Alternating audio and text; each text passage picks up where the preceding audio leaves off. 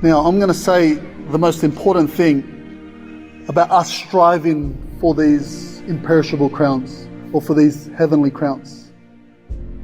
We definitely don't have it in our heart as believers to strive for these crowns or to serve in such a way where we're trying to earn favor with God. That's what we call legalism in the pure sense of the word.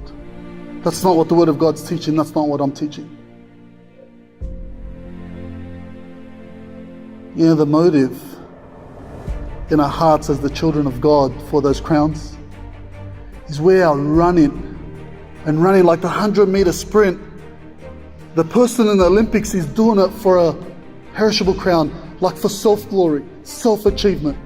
But when we're running with the same determination, even a greater determination, but our motive is different. We're going for an imperishable crown. And you know what we're running for? We're running to get that crown, not so we can have self-fulfillment or self-glory or trying to earn favor with God or to show off so we can be seen of men. No, we're running to get that crown, because when we get that crown, you know what we're going to do with it? We're going to worship God with it. We're going to glorify God with it.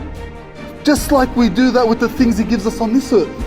When He gives us things like a good voice or organizational abilities or whatever it is, He gives it to us. We use it for Him as an act of worship to His glory. Same thing when He gives us these crowns. We do the exact same thing. We obtain these crowns and we strive for these crowns like we're striving for His honor and glory and for His pleasure. And we strive because we're just so thirsty to worship Him and to glorify Him.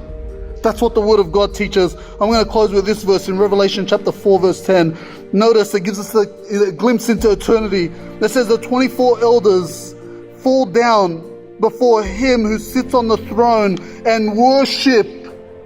It's an act of worship. That's why we're running for those crowns, so that we can worship and glorify Him. They sit on the throne and worship Him who lives forever and ever. Notice what they do with their crowns. It's not like, oh, look at my crown in heaven, and this kind of, that's a sinful mindset.